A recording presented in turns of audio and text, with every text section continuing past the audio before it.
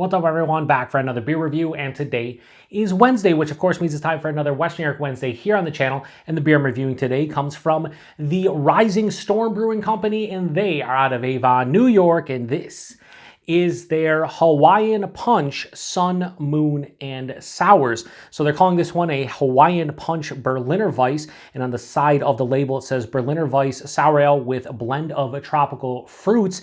And on their website they do mention that this one is brewed with milk sugar, aka lactose. It comes in at 4% alcohol by volume. No IBUs listed. Time of review, this can is just over 5 weeks old. So full disclosure, I've had this one before, and it was actually the last beer that I had before I had open heart surgery to replace my aortic valve back in June of 2021.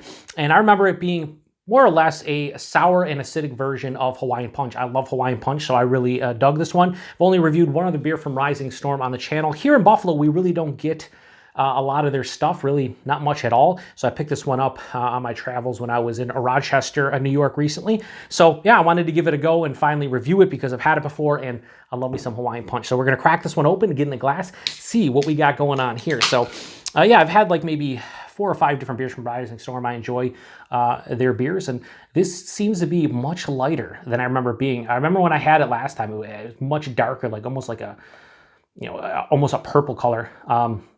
Maybe like a deep dark red. This is more like a lighter red. So yeah, I don't know if they've changed a recipe or anything like that, but yeah, kind of looks like a heavily fruited sour. So again, it has more of like a light red, almost like a purplish tinge to it. But again, the one I had before was definitely much more darker, and it felt like it was a little bit more of like a heavily fruited. This doesn't seem as heavily fruited. Maybe a little bit of like pectin on the side. I had about a finger of off-white, almost light pinkish colored head that's now dissipating to a thin film. Hold up a light, yeah, it's murky turbid, you can't see through it. But as far as like a fruited sour goes, I'd say that pretty much plays the role in my opinion. So let's get a nose.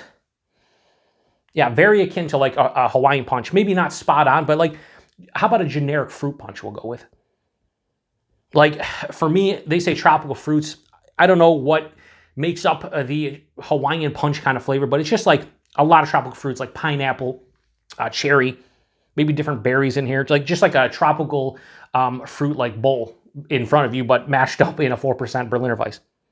It does smell like it's, again, going to be, I would say, firmly tart into like lower sour in terms of the intensity to that quality of the Berliner Weisse. It has a little bit of a funkiness going on too.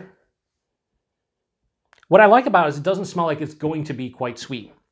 It smells like it's going to have more of that Berliner Weisse kind of base, like a little bit of a generic wheat sensation. Really nice though. Yeah, I dig it. Oh, and hang on, as it's opened up in the glass, hang on. More of that Hawaiian Punch is coming to the forefront. Yeah, it just smells like a Hawaiian Punch, but in sour beer form. Maybe, again, not to a T, more generic fruit punchy, but it smells pretty good. Let's get into it. Cheers, everyone.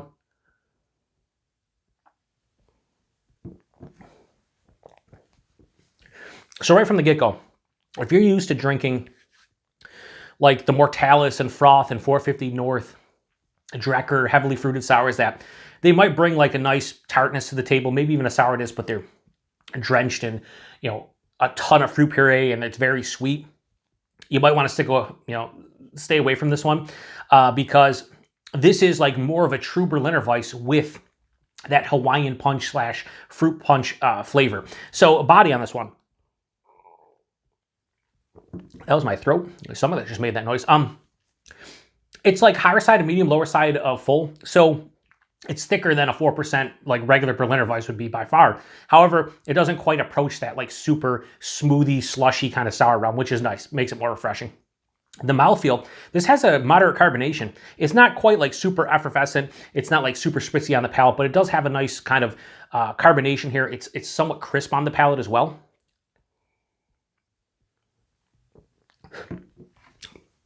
The taste though, it's quite simplistic.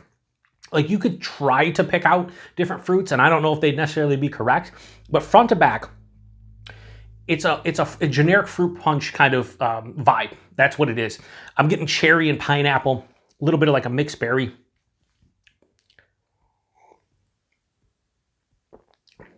maybe a touch of like an apple or like a pear or something. But the base of this really shines through. It has a generic kind of like weedy sensation. This isn't like firmly sour, but it's like firmly tart into low sour, and it's definitely on the back of the palate. This is finishing bone dry with a mild to moderate acidity. There's really no bitterness here, but between the tartness, the acidity, and the dryness, it really helps balance out this beer, because it might be a little bit sweet if that was the case. But again, this isn't a really hugely sweet beer to begin with. It has enough of that base Berliner Weisse to give you the sour characteristic that you're kind of looking for, I guess, in this situation, the tartness. Almost has a salinity that if I was doing this blind, I might say it's a Goza. It's not like huge on like a saltiness, but could be the minerality from the water, or maybe just what I'm perceiving from like the fruits mixed with the base beer. But it has a little bit of like almost like a briny kind of sensation. So if I was doing this blind, I said Goza, I wouldn't be upset, because I'm telling you right now, I'm drinking this one. It's a Berliner Weisse, and it has a little bit of like a saltiness. If they are, and they said on their website, they're using milk sugar. They don't say on the label, I don't think, anywhere. I looked, I didn't see it.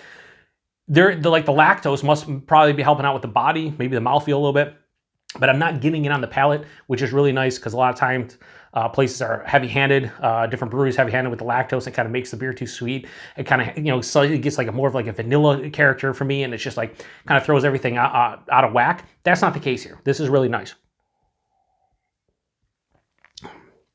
I will say, I think I liked it a little bit more last time. I gave it like a 4.25 when I did my Untappd check-in.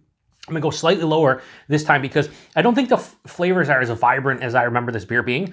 It's like this almost the same beer, but a little less intensity to the sour and acidic kind of from that standpoint, which I'm happy about the acidity. I don't love huge acidic beers, because then I get heartburn or acid reflux. So that's cool. However, I'd like to see a little bit more sourness here, because again, it's firmly tart into low sour. I like to see this firmly sour. But I like that I can taste the base beer. I just wish that the Hawaiian Punch / fruit punch character was a little bit more biting in some respect, but it's still really nice. I'm going to go slightly lower than I gave it before. I would say if you're in the Western New York area, you can get your hands on Rising Storm stuff, and you like Hawaiian Punch, give this one a go. So Hawaiian Punch Sun, Moon, and Sours from Rising Storm. I'm going to give this a low 4.25 and go 4.15. I think that's kind of where this one lands for me. I think it's really nice, but not as good as I remember it. Slightly worse than I remember, but still pretty good. And again, 4.0%, you really can't tell at all. This just drinks like, if you had this like ice cold, you could just crush these and you would love it if you like this kind of beer. If not, you probably wouldn't buy it, and you're probably not watching this review. Anyway, price point availability. On their website, this was $21.80 a 4-pack. I paid $6 for that can, so a little bit more pricey. Again, these heavily fruited sours, typically, depending upon where you get them, especially here in the Western New York area, Buffalo and Rochester, $22 to $25. That's kind of the realm. So this is on the lower end of that. For a single can, it was $6, so I paid like an extra 50 cents for the can. I'm totally fine with that. I do understand that these are like a 4% Hawaiian Punch sour for $6 a can. People be like, "What the fuck you doing?" I get it. I buy a single. I didn't buy an entire 4-pack. But again, if this is your jam, the price point isn't bad if you're comparing it to everything else that's available. So it's right market-wise, it's fine. But personal preference, it's in the eye of the beholder, like I always say. Your mileage may vary on where you can find this one, what you're willing to pay for it, the whole nine. I'm fine with it. And availability, like I said, pretty sure they're only Western New York. And again, it's more in like the Rochester and surrounding areas, maybe more towards like the Finger Lakes region, because they're in Avon. But here in Buffalo, I'm trying to think if there might be like 1 or 2 places that I can think of that actually carry their stuff. So yeah, if you are in that area, Avon, Mortalis area, check them out. I need to go to the brewery at some point. So once again, that was Hawaiian Punch Sun, Moon, and Sours. If you've had this one before or anything else in this series, post in the comment section. That does it for another Western New York Wednesday. Check back next Wednesday. I don't know what I'm reviewing, but it's probably going to be something from the Western New York region. So appreciate it. To the next one. Cheers.